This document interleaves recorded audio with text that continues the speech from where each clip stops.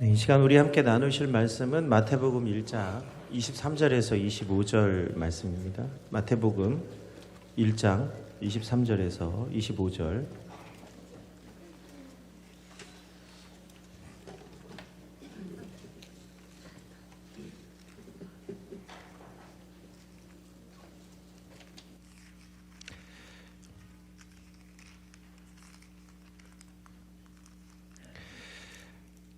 저희 찾으셨으면 우리 함께 합독하겠습니다. 23절로 25절까지 말씀입니다.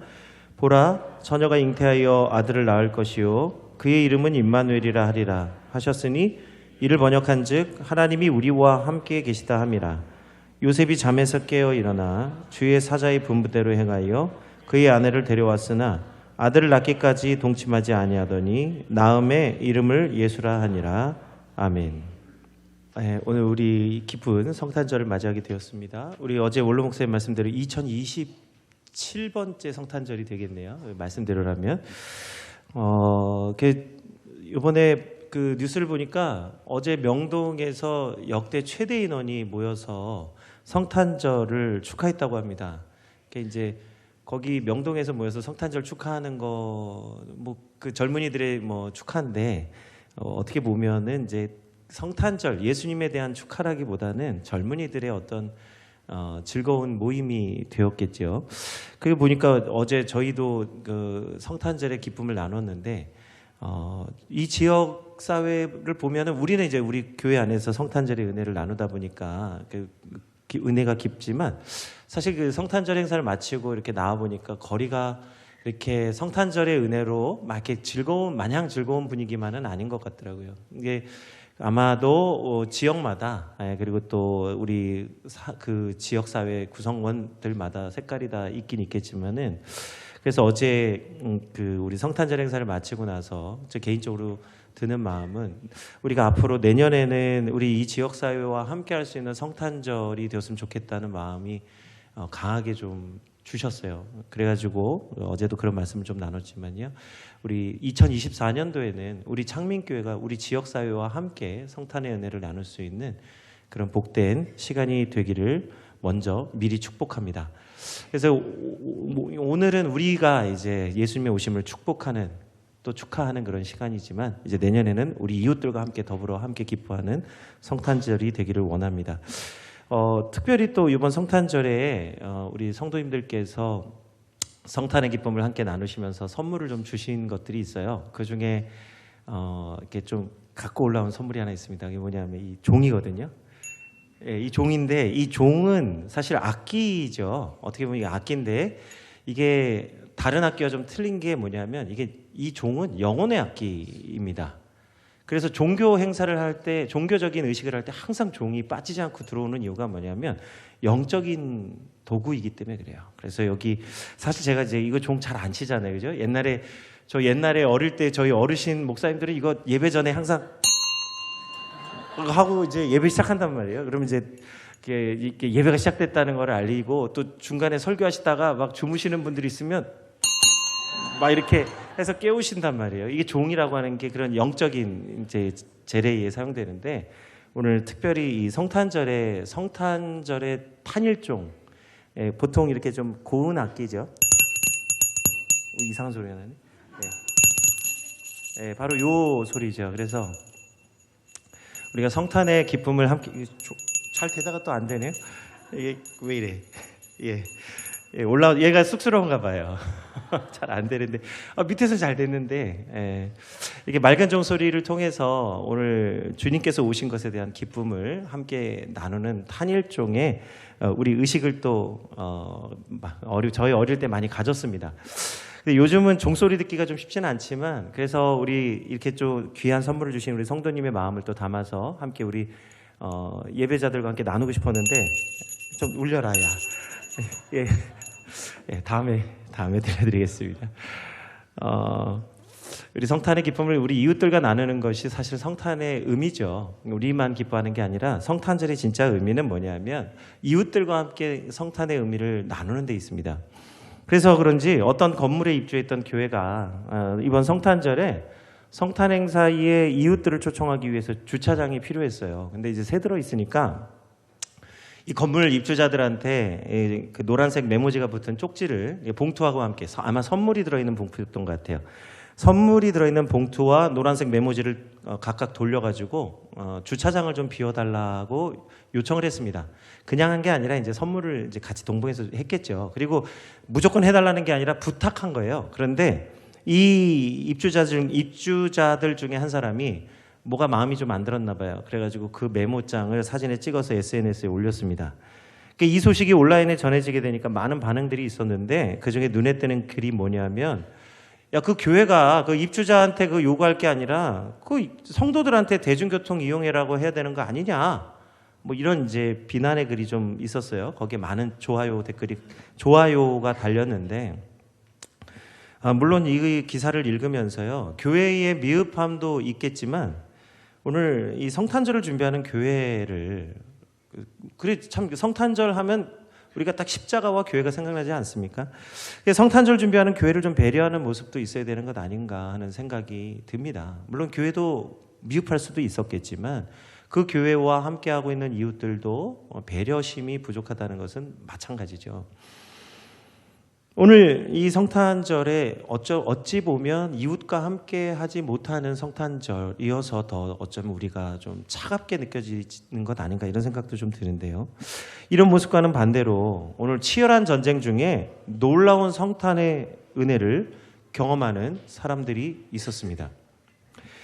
오늘 1914년도 1차 세계대전 중에 프랑스 북부 전선에서 일어난 일이었는데, 이 100m도 안 되는 거리를 두고 독일, 프랑스, 영국군이 서로 이 총과 칼을 들고 아주 치열하게 전쟁을 하고 있었습니다.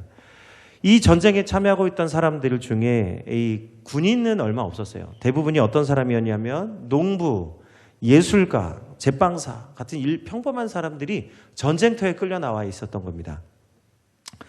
전쟁이 일어나면요, 참 뭐 수많은 사람들, 뭐 군인만 전쟁에 참가하는 게 아니라 민간인들도 다 전쟁에 참여하게 되는 거죠. 그런데 이 전쟁이 너무 치열해서 이 겨울로 접어들게 되면서 성탄절을 맞이하게 되었습니다. 성탄절 전날 밤에 이 영국군에 있던 한 신부님이 그 백파이프를 가지고 왔는데, 이 성탄의 노래를 백파이프로 연주를 하기 시작하니까 그 진영에 있던 병사들이 다 일제히 성탄 노래를 부르기 시작했습니다. 이제 영국군에서 성탄 노래가 흘러나오니까 이 건너편에 있던 독일군에서도 다른 성탄절 노래로 이제 각자 자기 이제 영어로 이제 성탄절 노래를 불렀으니까 독일군은 이제 독일어로 성탄절 노래를 부르는 겁니다. 그래서 서로 성탄절의 노래로 화답하고 그날 밤에 성탄절의 노래를 함께 부르고 그 아침에 성탄절의 은혜를 함께 나누는 그 전쟁터가 된 거예요. 그러니까 분명히 그 밤중까지는 서로가 적이었는데 성탄절의 은혜를 함께 나누고 나왔을 때 그 아침에 원수가 친구로 변하게 된 겁니다. 그래서 우리 찬송가 436장 3절에 보면 다음과 같은 찬송이 있지 않습니까? 산천도 초목도 새 것이 되었고 죄인도 원수도 친구로 변한다. 새 생명 얻은 자 영생을 맛보니 주님을 모신 맘 새 하늘이로다. 영생을 맛보며 주 안에 살리라. 오늘도 내일도 주 함께 살리라. 아멘. 오늘 이 죄인도 원수도 친구가 되고 산천도 초목도 새 것이 되고 새 하늘이 열리는 놀라운 역사가 성탄절에 일어나는 거예요. 그것도 전쟁터 한가운데에 새 나라가 원수로 만난 그 지역에 성탄의 은혜로 말미암아 원수가 친구가 되는 일이 있게 된 것이죠. 이처럼 성탄절이라고 하는 것은요, 원수도 친구가 되는 것입니다. 그것이 성탄절이 오늘 우리에게 주시는 은혜인 것이죠. 자, 오늘 우리가 함께 봉독했던 마태복음 1장 23절의 말씀에 보면 보라 처녀가 잉태하여 아들을 낳을 것이요 그의 이름을 임마누엘이라 하리라 하신 이 말씀은요, 원래 요셉에게 주신 말씀이 아니라 먼저는 그 유대 왕 아하스라고 하는 왕이 있었어요. 그가 왕이 되었을 때에 하나님께서 이사야 선지자에게 해 주신 말씀입니다. 그러니까 이 말씀에 원래 원전이 따로 있다는 거예요.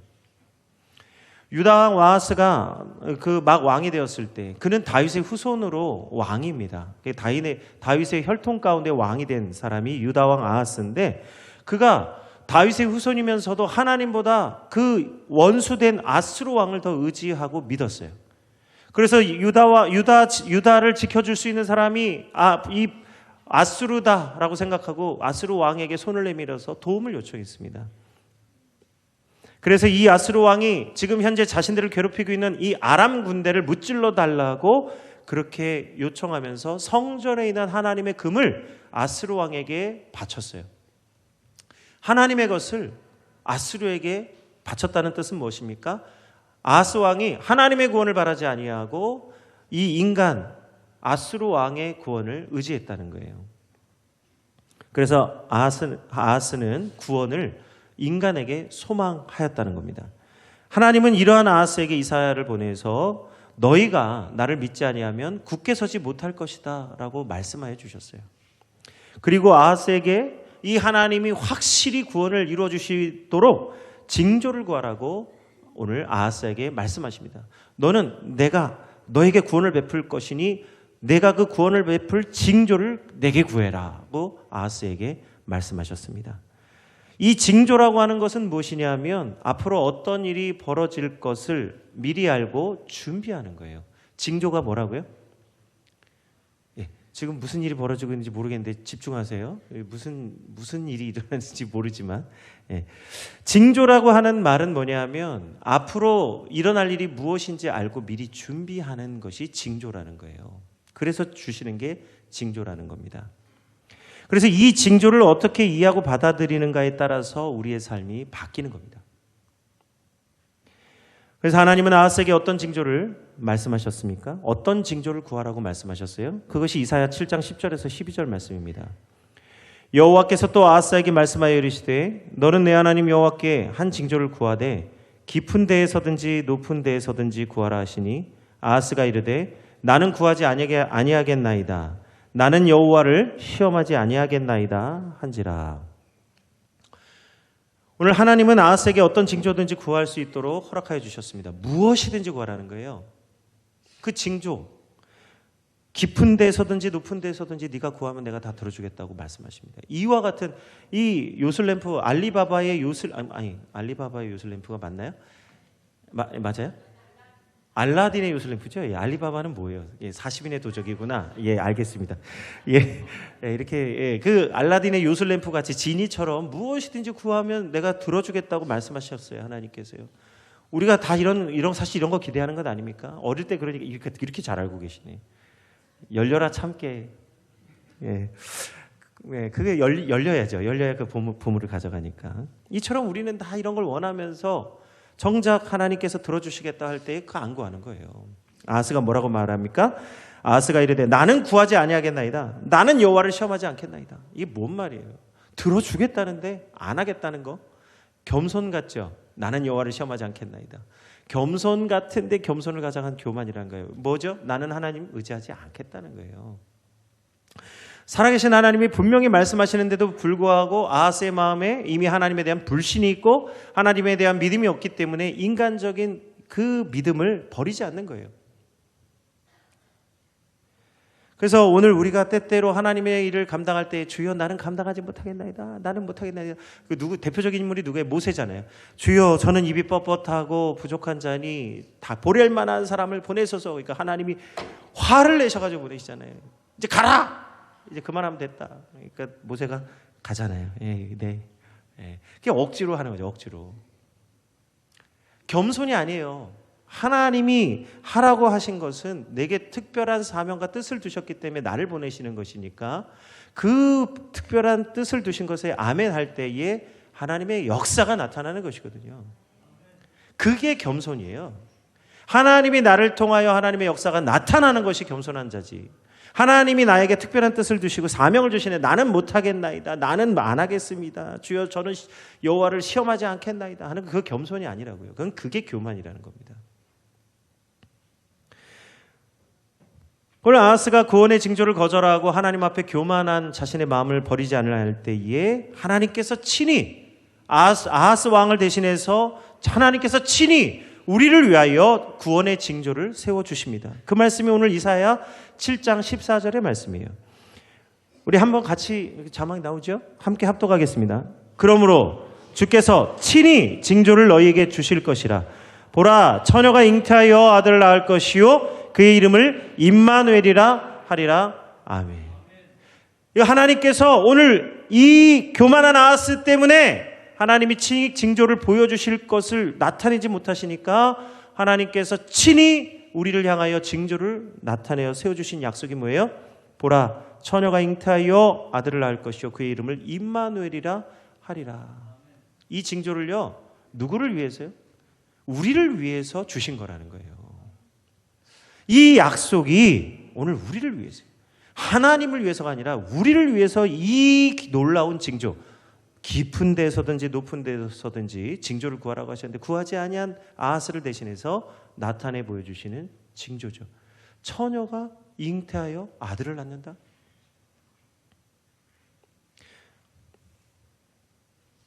오늘 이사야가 말한 이 보라, 처녀가 잉태하여 아들을 낳을 것이라고 할 때 이 보라라고 하는 히브리어 힌네라고 하는 이 히브리어는요, 분명한 대상을 두고 하는 말입니다.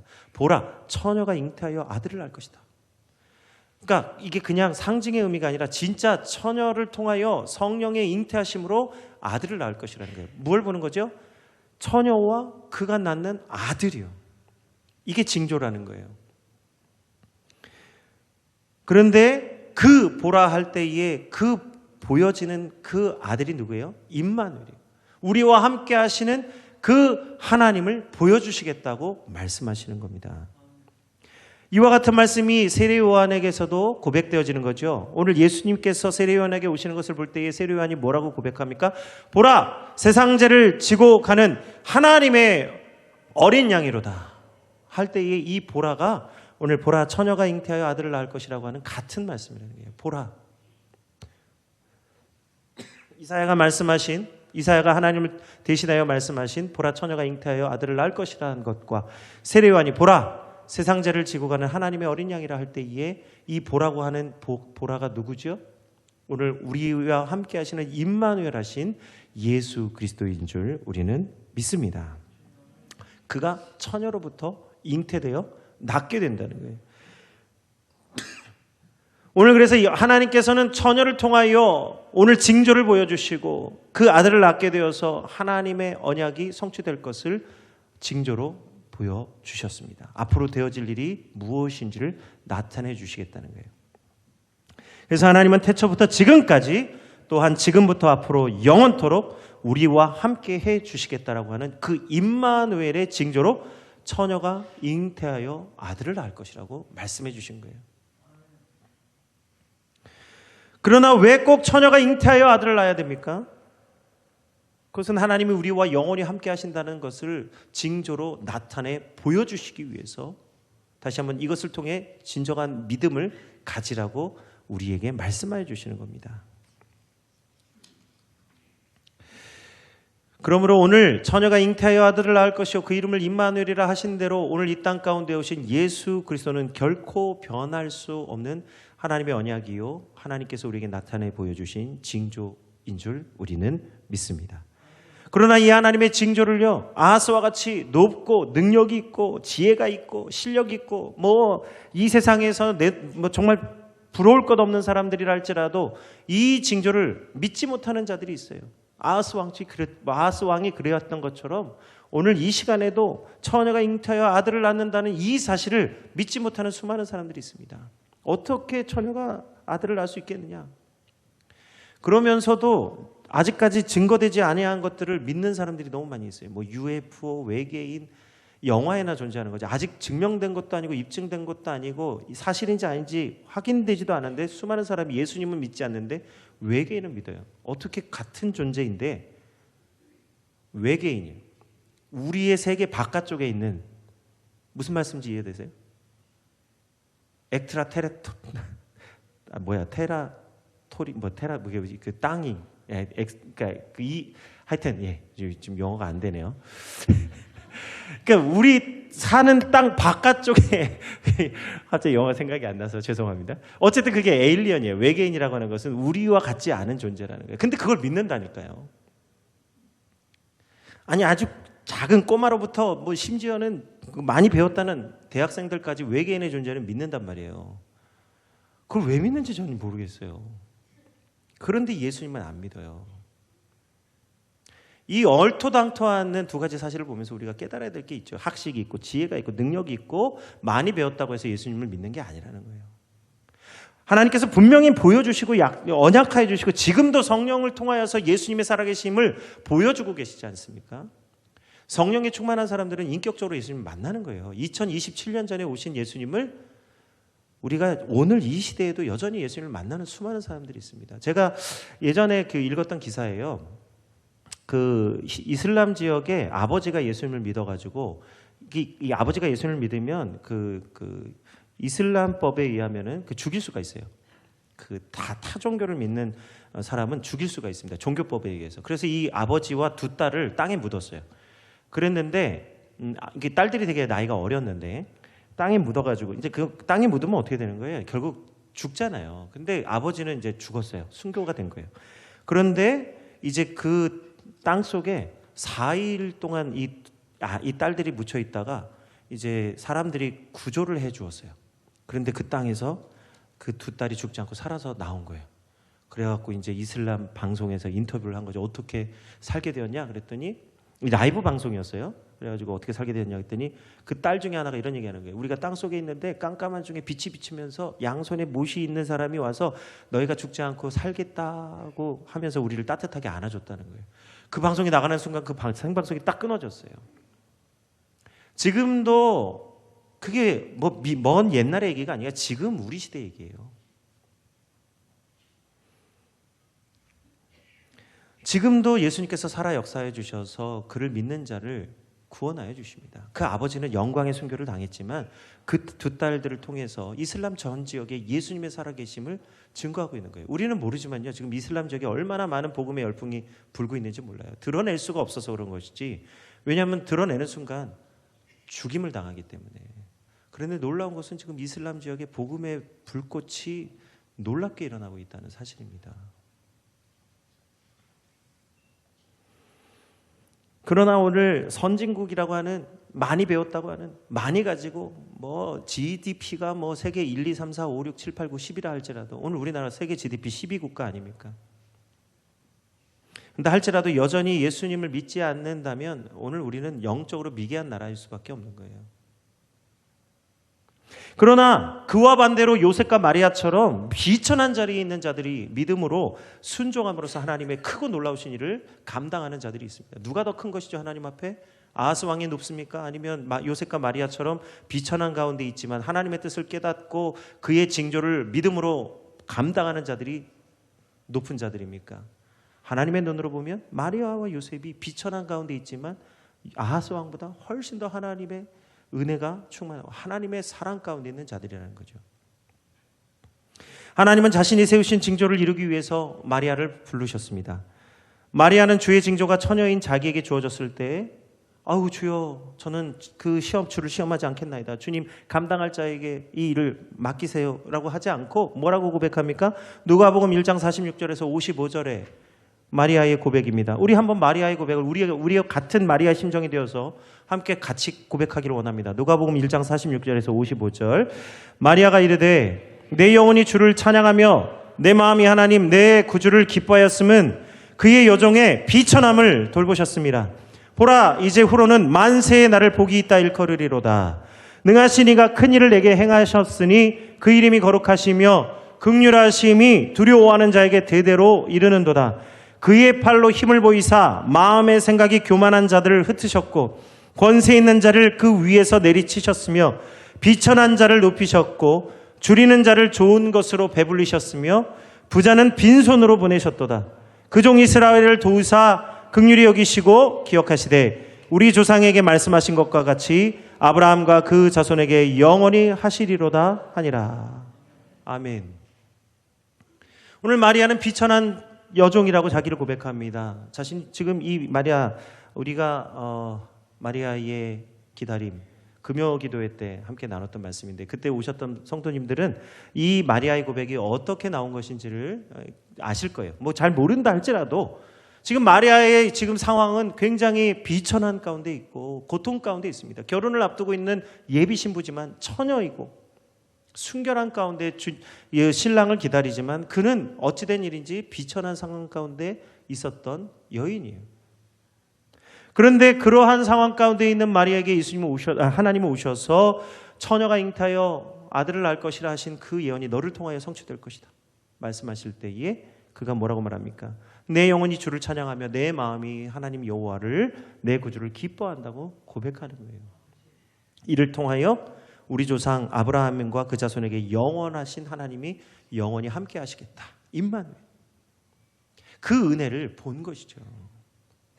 그 은혜를 어디서 보는 것이에요? 자신 안에서 보는 거예요. 자신의 바깥에 있는 것이 아니라 내 안에서 하나님의 임마누엘이, 하나님의 영광이 내 안에 있음을 보고 이제 이후로 만세의 날을 복이 있다 일컫게 될 것이라고 찬양하는 것입니다. 오늘 그렇게 하나님은 마리아를 불러주셨어요. 또한 하나님은요, 마리아만 그렇게 불러주신 게 아닙니다. 오늘 요셉을 하나님께서 불러주십니다. 성경에는 사실 요셉에 대한 기록이 이렇게 많이 나오지 않는데 오늘 하나님은 요셉을 불러서 오늘 바로 그 아하스 왕에게 하셨던 그 말씀이 그 다윗의 후손인 요셉에게 다시 한번 말씀해 주십니다. 보라, 처녀가 아들을 낳을 것이요 그 이름을 임마누엘이라 하리라. 하나님은 요셉을 이 말씀 주시면서 요셉을 무엇으로 불러주셨느냐? 이것도 또한 우리 3.1 기도회 때 오셨던 성도님들은 또 잘 아실 텐데요. 우리 기업 물을 자 고엘, 보아스와 루세 그 관계, 우리 지난번에 그 주일 예배 때도 말씀 나눴지만요. 그 보아스와 루세 관계가 어떤 관계죠? 하나님의 기업을 물을 자의 관계예요. 보아스는 자신의 기업이 되지 못하지만 친히 하나님이 그 백성에게 주신 기업을 이루게 하기 위해서 자신의 것을 팔아서 그 루세에게 그 기업을 물려주는 역할을 합니다. 뭐죠? 내 것이 아니고 하나님의 것을 하나님의 것 되게 하기 위해서 기업 물을 자가 되는 게 보아스예요. 오늘 하나님이 요셉을 무엇으로 불러주셨다고요? 기업 물을 자로 불러주시는 거예요. 기업 물을 자란 하나님을 위하여 자신의 분깃을 포기하는 겁니다. 자신의 아들이 아니라 하나님의 아들을 잉태한 마리아 데려오기를 두려워하지 말라. 무엇이죠? 네가 바로 그 고엘, 하나님의 기업 물을 자로 택함을 받았다는 말씀을 오늘 요셉에게 해주시는 겁니다. 그래서 성경에 있는 믿음의 인물, 남자와 여자를 불러주실 때에 이 남성과 여성의 하나님 주신 가장 은혜가 뭐냐? 하나님의 기업을 물을 자로 남성을 불러주시고 여성은 하나님의 그 사명을 감당할 수 있는 복이 있는 태가 되게 해주시는 거예요. 그래서 하나님은 그 유다 지파 가운데에 그 이방 여인들의 태를 복되게 하여 주셔서 하나님의 기업을 물을 수 있는 거룩한 태가 되게 하신 게 아닙니까?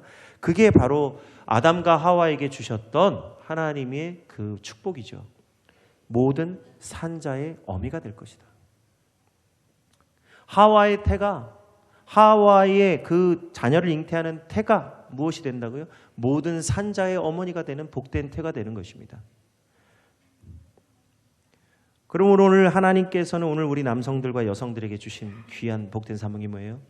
오늘 요셉과 마리아처럼 주의 징조에, 주의 약속에, 주의 언약에 쓰임받는 자가 되어야 되는 것입니다. 오늘 요셉이 그 꿈에서 하나님께서 말씀하신 것을 듣고 그가 꿈에서 깨어나 일어났을 때에 주의 사자의 분부대로 모든 것을 행하여 그의 아내를 데려왔으나 아들을 낳기까지 동침하지 아니하더니 나음의 이름을 예수라 하였다고 오늘 말씀에 기록합니다. 오늘 마리아와 요셉은 하나님의 보여주신 징조를 통해서 앞으로 일어날 일을 준비하였습니다. 요셉과 마리아는 오늘 아하스 때에 받았던 그 징조의 말씀을 다시 받았을 때 자신의 몸과 마음을 오늘 이 땅에 오신 예수님을 위해서 아낌없이 통로로 내어드렸습니다.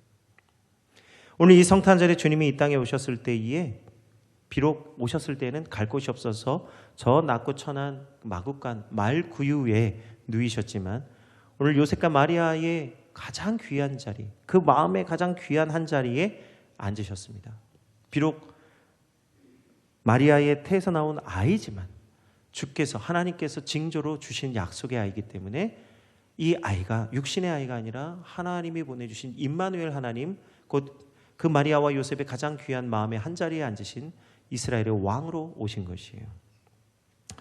바로 이 왕으로 오신 예수님을 마리아와 요셉만 경배한 것이 아니라 동방에서 그 먼 곳에서 세 사람이, 그리고 들판에서 양떼를 지키던 목자들도 자신의 사명을 아낌없이 내어던지고 예수님을 경배하러 왔던 날이 오늘 우리가 은혜로 지키는 성탄절이 되는 줄 믿습니다.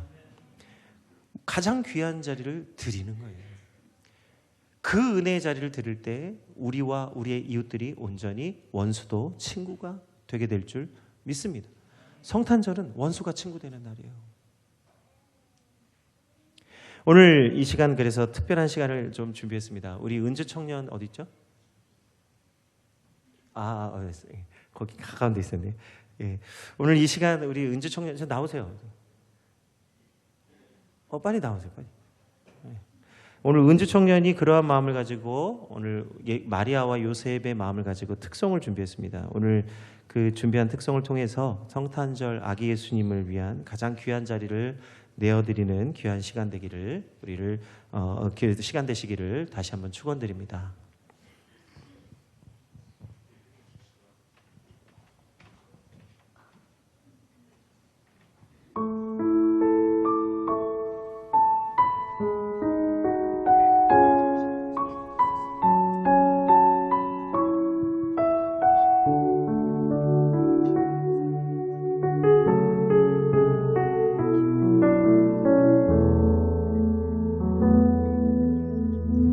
우리들의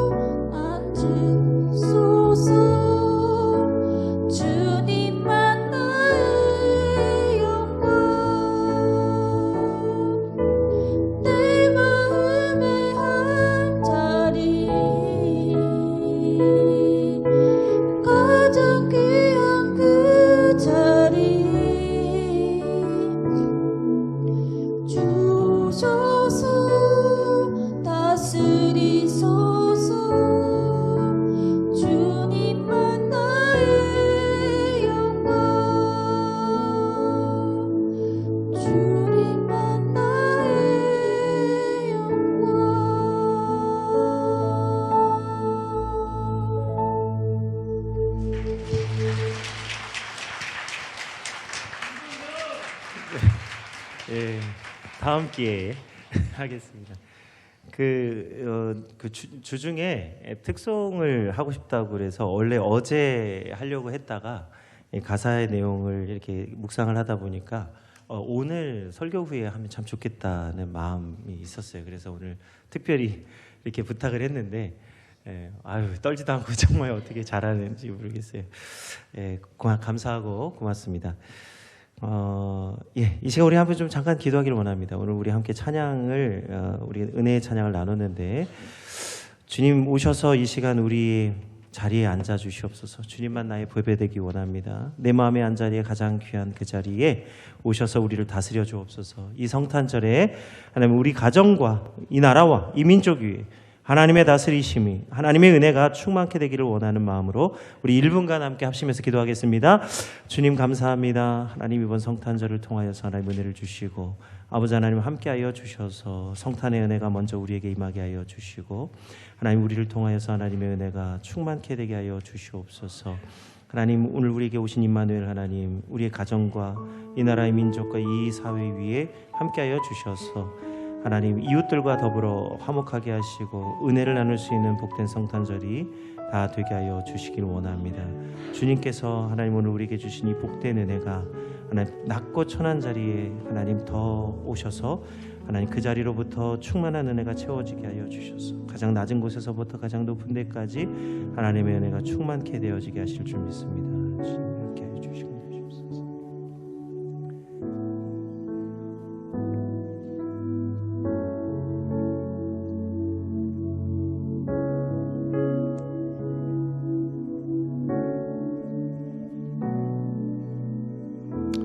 사랑해 주님 감사합니다. 오늘 저희들에게 복된 성탄절을 주시고 하나님 우리 마음의 한 자리를 주님께 내어놓기를 원하는데 그 한 자리가 우리의 가장 귀한 자리 복된 자리가 되게 하여 주옵소서. 우리 중심으로부터 그리스도의 은혜가 충만하게 하셔서 우리와 지금부터 영원까지 함께 하시는 임마누엘 하나님 우리와 함께 하시며 우리의 원수들에게까지 그리스도의 은혜가 넉넉히 하나님 충만하게 하시사 하나님 온 세상에 그리스도의 사랑과 은혜가 충만하게 하실 줄 믿고 감사드립니다. 오늘 우리에게 귀한 은혜 주신 예수 그리스도 이름으로 감사하며 기도드립니다. 아멘.